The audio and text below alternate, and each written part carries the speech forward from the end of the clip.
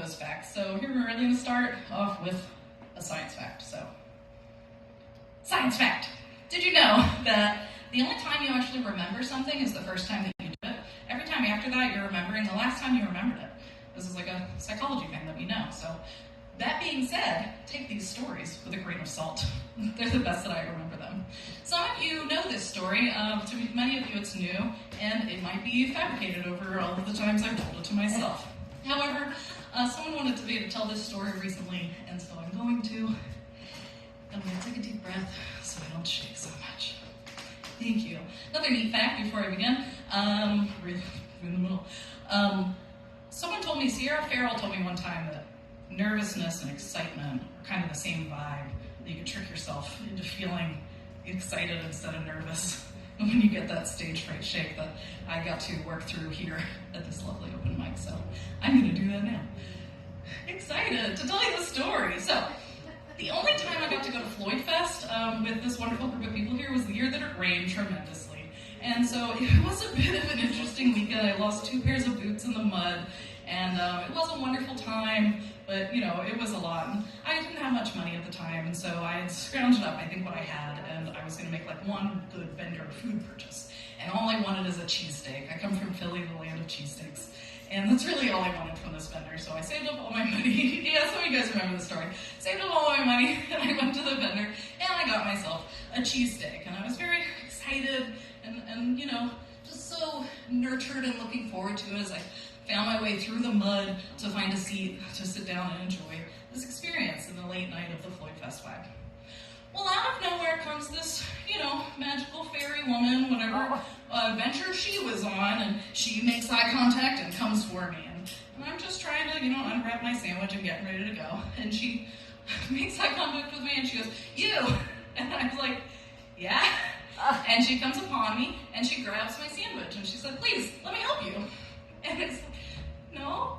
And she would not take no for an answer. She was very adamant about this experience, and she wrestled this sandwich from me, as I'm sure that I made some amalgamation of sounds like, "Please, no, my sandwich, stop." But, that's not going to be effective in the scenario, so she wrangles the sandwich from me, foil and all, and without breaking eye contact, this very intense moment, finally, she gets it from me, and as I stand there helpless, she starts to wring it out like a wet towel, like foil and all. It took a couple minutes for her to feel like she was done with the process that she was on a mission to fulfill to help me with.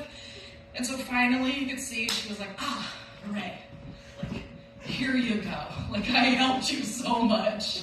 And I just stood there speechless. I'm sure I muttered something, but it was not, loud or commanding. I'm sure it was just like, "Thanks, I guess." And she walked away. And, somebody saw this happen as I sat down in defeat. And I don't believe I ate that sandwich. I just could not trust where her muddy hands had been. I might have nibbled. I'm not sure. It was a long time ago. But I hope I did not. But I made a connection with somebody who came up and said, "Wow, that was crazy." Yeah, it was. And I've thought about that moment for a long time. It reminds me of another short story that happened to me recently. I was in Gabe's, and Gabe's has a long line where you have to wait and hold for your places. And, because that was 8 years ago. So it's been some time. I've grown up. I'm a strong, independent lady. However, in this Gabe's line, as I'm standing with my things waiting in the queue, it's called a queue. I didn't know that. I've been watching a lot of British things. The queue, the line, I like that better. Anyway, I was waiting politely, and I kept getting hit in the back with a shopping cart. And so it took a couple times, and I didn't want to turn around. So I think eventually I put my foot up, my boot, to catch the cart. And so then the cart was hitting my boot, but it kept pushing, it would hit my boot and just kept trying to move forward. Finally, I'm sitting there going, what am I going to say? The indignation, I can't move any faster. We're all stuck here together. But instead, I quietly, shyly turned around and I said, and I quote, because I remember this one well, "Please, you're hitting me." And that was all that I could muster out of my mouth. And she goes, "Excuse me?" And I said, "Please." And she goes, "Okay." And I turn around, just shattered, and my own lack of any sort of commanding presence that I feel like I have, but when it comes to a time where I have to stand up for myself, I don't. And like, why? Why is that? These stories are going to talk about this. Like, what is it about us, or me, or any of us, that has to people please to such a degree that we can't even stand up for ourselves? That I'm getting my small dollar cheesesteak wrung out, and all I can say is a whisper of please. And even the fact that I say please, like it's a favor that they're doing me to like be okay with my existence and my presence in this moment, to like be allowed to have my sandwich or my spot in this line. COVID was almost a relief in that one fact that for the first time in my life, people had to give me space.